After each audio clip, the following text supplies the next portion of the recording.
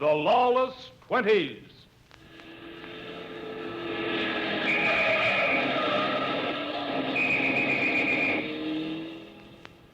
We bring you another in the regular weekly series of radio dramatizations of personalities and institutions that sprang out of the Lawless Twenties and combined to give that era its notoriety.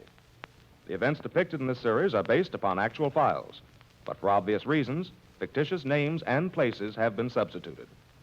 We take you now to the managing editor's office in a large metropolitan newspaper. All right, Henderson, get that out of me right quick, will you? That's it. Hey, you wanted to see me, Chief? Yes, Bob. I think I've got a little job here that you can handle for me. Uh-huh. How'd you like to tackle a little sob stuff? Sob stuff? Oh, gee, that's hardly in my line, Chief. Probably means a byline for you over the story. Say, that's different. I'd even welcome a chance to write obituaries if it meant getting my name at the head of the story. All right, what's the assignment? Well, I want you to do a rehash on the Saxon case. It happened back about 1928, as I remember. You can get the exact date out of the morgue files. Right. And there's one thing that I might caution you against, though, before you begin, Bob. And what's that, Chief? Don't make the same mistake many of these maudlin movie writers make by painting rats like Dixie Dennis as some kind of a cross between a Robin Hood and a Jesse James. Uh-huh. When you get the files on the Saxon case, you'll be able to see what a ruthless, cruel killer Dixie really was.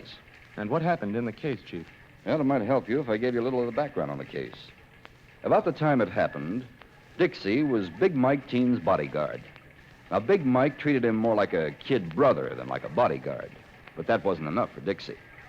He wanted to be the main squeeze. So he and Skeets Houston, Big Mike's driver, planned to liquidate Big Mike and take over. It's like I told you, Dixie. The big shot just called the garage and told me to pick you up. He wants to go over and look at that new still. This is the chance we've been waiting for, Skeets. He don't suspect nothing. Be like taking pennies from a poor box. Yeah, maybe. But how about Murph and the other boys? What are they going to say? You leave them to me. Once Big Mike's out of the way, I ain't worried. I can take care of Murph. Oh, okay. Hey, there's Big Mike waiting over there. Pull over. Right. All right, hello, Skeets. Let's get going. Right, Chief.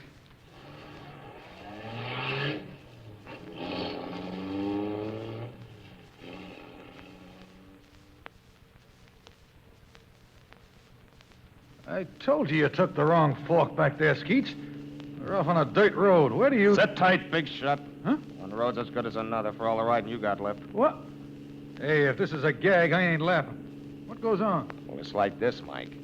You've been a pretty good guy, but you've been standing my way. I got ideas. Why, you you ain't gonna... crazy little punk. I picked you up out of the gutter, and I'll throw you back there face down. Them pretty strong words, chum. I wouldn't do so much moving if I was you.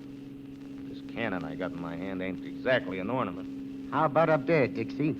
I can pull in off the road between them two trees. Right. You won't get away with this, you little rat. I got too many friends in this town. Okay, big shot. Out. Oh, now, wait a minute. You ain't going through with this, Dixie. After all I done for you? Why, we've been friends, and I give you everything you wanted. Sure. You ain't a bad guy, Mike. There ain't nothing personal in this. Come on. Out the door. But look, you can't do this to me, Dixie. I've been good to you. You can't do this, Come on. Let's put some territory between us and this place.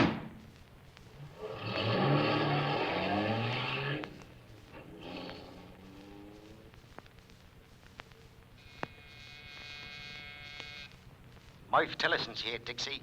Want I should send him in, huh? Yeah. And come on in with him. I want you to hear what I got to say. Okay. Wow. You sure look at home in Big Mike's chair, Dixie. I'd almost guess you've been measuring yourself for a long time. Meaning nothing. Only you was Big Mike's bodyguard, wasn't you? Funny thing how he got himself all shot up. I think Murph's been getting a little bit chesty lately, Dixie. Maybe he was measuring himself for Big Mike's chair, too, huh? Got it, Skeets. You know what I wanted to see you about, Murph. How come the alky sales on the north side been falling off? Oh, the stuff we've been trying to sell them's rotten. Them cookers don't even try to get the poison out of it.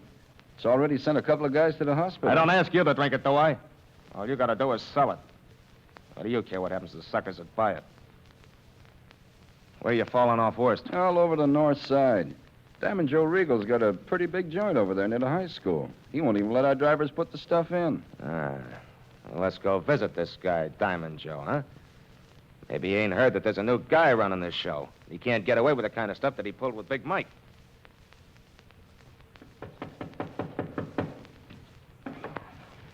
Hi, Joe. Got a couple of guys I want you to meet. Ain't you guys giving up trying to peddle me that poison you're bottling? Now, look, I told you yesterday that 2 kids got good and sick in here drinking it. And the school principal's after I'm Dixie Dennis, chum. That's my alky you're talking about. I didn't come here to get conversational. I came down to tell you that you're taking 10 cases a week.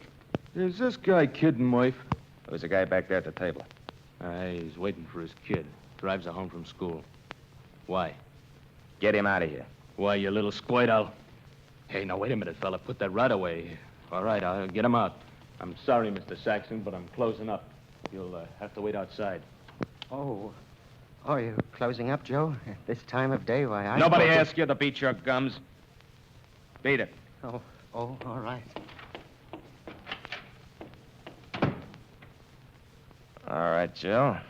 Let's talk business.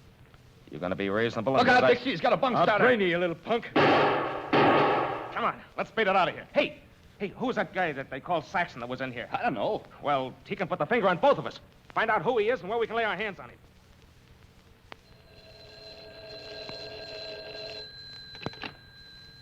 Hello? Hello, Saxon. Yes? I hear you've been talking to the DA. Who is this?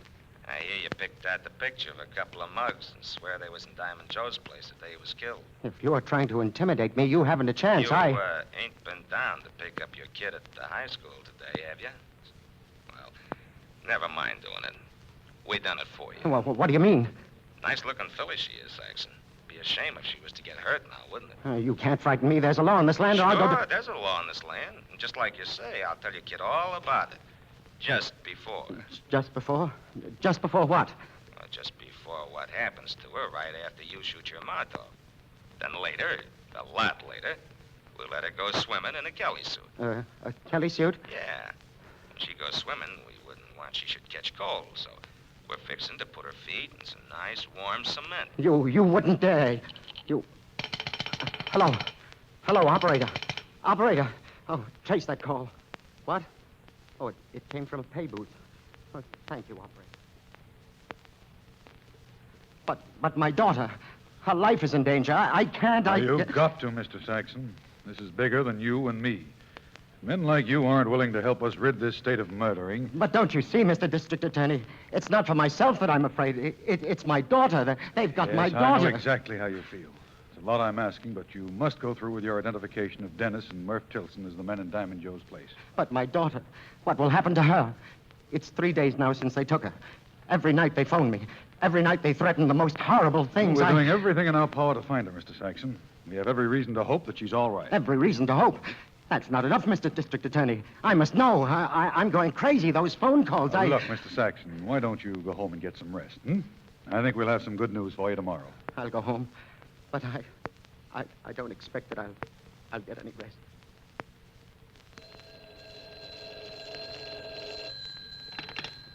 Hello? This is Saxon. Hello, sucker. Time's getting short.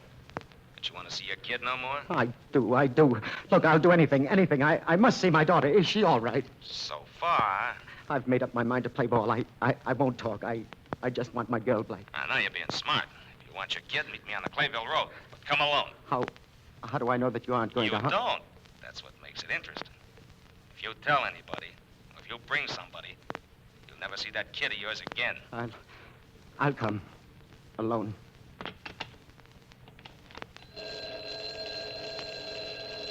I won't answer it.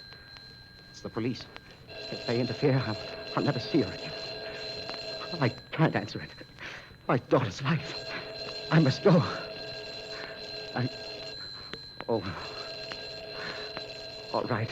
All right, I'll answer it. Hello. Oh, hello, Saxon. Is that you? Yes. This is the DA. I can't speak to you. I must go out. Thank heavens we caught you in time. We have your daughter. She's safe and sound. But the telephone call. I just had a call to go out to the Clayville Road. Huh? They said they had her, that I'd never see her again That's if all I wanted to know. And Dennis got away. That was his last stab at shutting you up. I'll keep your date on Clayville Road. Do you think it's a good idea to hang around here like this, Dixie? Suppose that guy squeals to the coppers, Shut huh? up. I told you to let me do the thinking. Okay. He's too scared to go to the police. He thinks we got his kid. Hey, Dixie. Eh? I see headlights coming down the road. This must be him now. Ah, good. Now, when he gets here, Skeets, you flash your lights. I'll tell him to get out of his car and come over for his kid. Then Murph lets him have it. You got that? Okay, I got it. Hey, Dixie, look. Huh? Them headlights got red in them.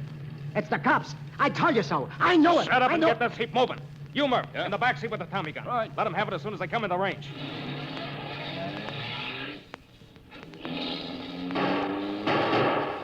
Well, what are you waiting for, Murph? Shoot back. What's the use? They're not in range. They're using high-powered rifles. Hey, they got a tire. Hang on. We're gonna crash!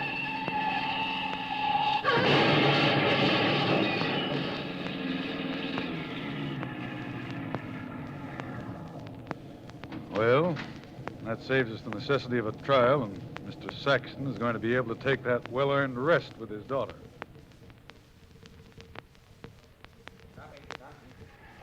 And that, Bob, ended Dixie Dennis's control of our local bootleg ring. His vicious and bloodthirsty career came to a very appropriate end, although many of us would have preferred to have him hanging from a tree than wrapped around one. Well, it was through no fault of his that he didn't murder off Saxon. I suppose that was the customary method of silencing witnesses in those so-called good old days, huh? Yes, Bob. There were 3 ways of dealing with a witness in the bootlegger's book. Buy him off, intimidate him, or in the last extreme, kill him. Nice characters those boys were. Okay, Chief, I'll do my best with it. You know, it might be a good idea to recall to the public's mind just how bad those good old days were. Right, Bob. They can't fail to realize that those good old days are good days to have behind us.